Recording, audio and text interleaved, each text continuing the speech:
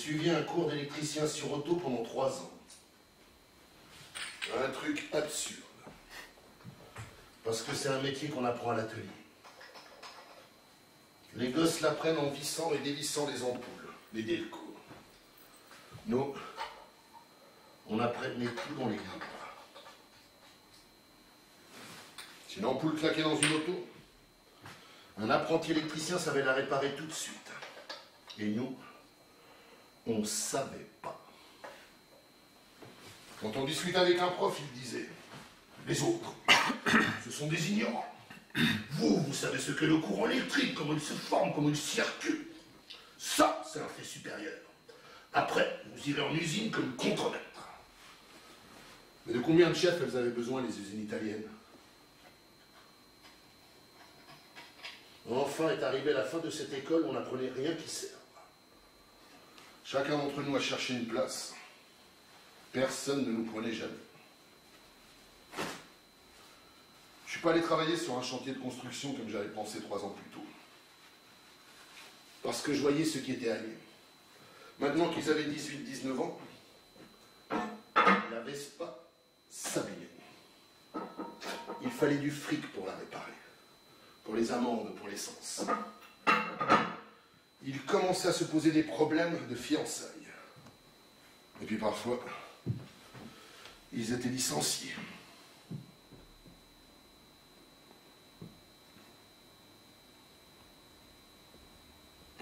On commençait à travailler au rendement. Le travail devenait pénible. Il y avait aussi le fait que maintenant tout le monde s'était mis à gagner de l'argent. Ce n'était plus une exception, un privilège comme 4 ou 5 ans plus tôt.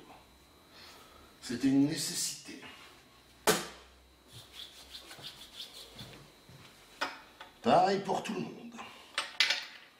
Tous obligés de gagner de l'argent. Avant, l'ail, les oignons, les poulets, les fruits. On réussissait à se les procurer en direct. On allait dans un champ, on prenait des fruits, du basilic, des oignons. Mais à présent, tous les champs étaient enclos hermétiquement. Il y avait des gardiens à l'intérieur. Il y avait des commerçants en fruits qui les vendaient ces fruits. Et si on les volait, on finissait au violon. Là, moi, je suis allé pour la première fois en usine. Je suis allé à l'idéal standard.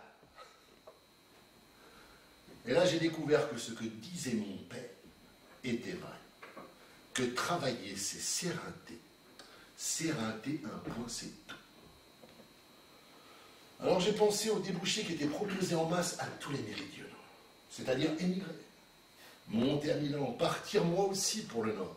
Là-haut, pour le pays où tous les gens sont allés en masse. Des trains bondés qui amenaient des villages tout entiers. Sì, mamma, hai preso tutto, vabbè. Ti mando una cartina, sì.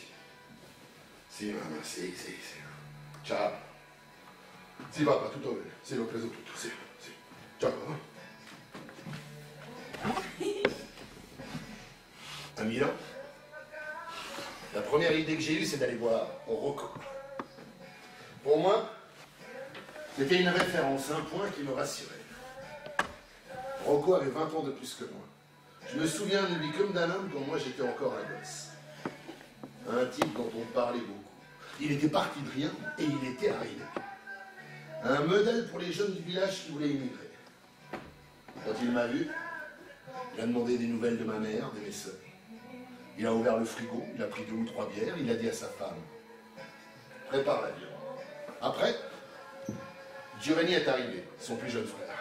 On s'est dit bonjour, on a parlé de Forni, de Salerno, de Ponte Cagnano, puis il m'a dit « Ce soir, tu dormiras ici. Demain, tu viendras travailler avec moi, et demain soir, on cherchera une pension pour toi. » Le lendemain, Giovanni m'a emmené au travail. L'usine fabriquait du Selenio. On faisait toutes ces pièces moulées que l'on colle aux meubles en guise de décoration. On dirait qu'elles sont sculptées à la main, mais c'est du bois pressé, de la sciure et de la colle forte. Quand est venu le printemps, j'ai commencé à arriver en retard le matin. J'en avais marre. Je voulais redescendre me baigner. J'ai déjà passé tout l'hiver dans cette boîte. Ils en ont eu marre. Ils m'ont menacé de licenciement si j'étais de nouveau en retard. J'ai été en retard. Ils m'ont licencié et je suis redescendu me baigner dans le sud. Puis l'été est arrivé. Mais en un mois, le pognon s'était épuisé.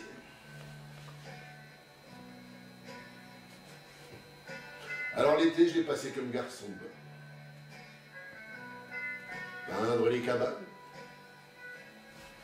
les monter, dresser des parasols tous les matins, nettoyer la plage, tous ces travaux. À la fin de l'été, je suis remonté à Milan. À peine arrivé, j'ai laissé mes valises à la gare et j'ai cherché une pension dans le centre. J'en ai trouvé une rue Pontaccio. Pour moi, c'était dans le centre. Pour un type comme moi qui était né en province, dans un petit bled, la ville était selon moi l'endroit idéal pour faire des tas d'expériences. Dans la pension où j'étais, je voyais des gens débarquer continuellement. Des garçons de taille, des étudiants, des peintres, des cons, des maçons.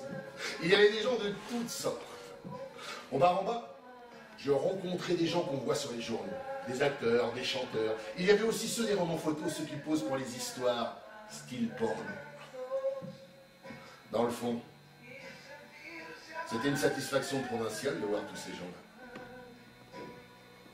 Oh, ils habitent par ici. Ils sont vivants. Oui, ce sont des cons comme moi. Je voulais. J'attendais d'avoir des rapports avec ces gens-là. Mais quand je voulais baiser, j'y allais avec des putains. Jamais réussi à sauter les filles que je rencontrais dans les bars. Et pourtant, je me tenais toujours prêt pour n'importe quelle sorte d'aventure. Je fréquentais ces endroits. Le Grand Bar et un autre. Comment il s'appelait déjà? Le Jamaïcain. Il y avait des étudiants de toutes sortes. On parlait, on discutait avec eux. Mais beaucoup d'autres, surtout les peintres, te feintaient. Ils se mettaient, même s'ils étaient italiens, à parler français ou anglais. Ils se servaient de ça pour faire le tri, pour ne pas se mélanger, pour éviter les types comme moi. Un soir, moi et un ami qui connaissait l'allemand, on était sous. Et on a réussi à faire un peu de bordel. Quelqu'un jouait de la guitare. Nous, sous comme on était, on s'est mis à chanter en allemand. C'est-à-dire que lui chantait en allemand, moi je faisais du boucan. Ce monde me semblait si bizarre. J'aimais cette façon de vivre qui n'avait rien à voir avec l'usine, la campagne, la religion. Un monde complètement coupé de celui que je connaissais. J'ai eu l'idée de suivre des cours de peinture. J'avais pensé aussi que ça me servirait à connaître des filles, à sympathiser un peu. À chercher une base de lancement. Parce que dans une ville, si on reste seul, on réussit à rien. Il y avait beaucoup de filles à la dérive à Milan. Des filles de province qui foutaient le camp de chez elles. J'en ai connu une qui travaillait en usine, mais elle disait qu'elle était secrétaire. Moi, je m'en foutais, elle ne me plaisait pas. Si ça avait été dans le sud, je l'aurais même pas regardé seulement à Milan, ces connasses étaient habituées à se faire tout payer. Elles se comportaient comme des putains, ces filles, ces ouvrières, ces salariés. Alors, je suis resté avec celle-là, parce qu'elle payait sa part et moi la mienne.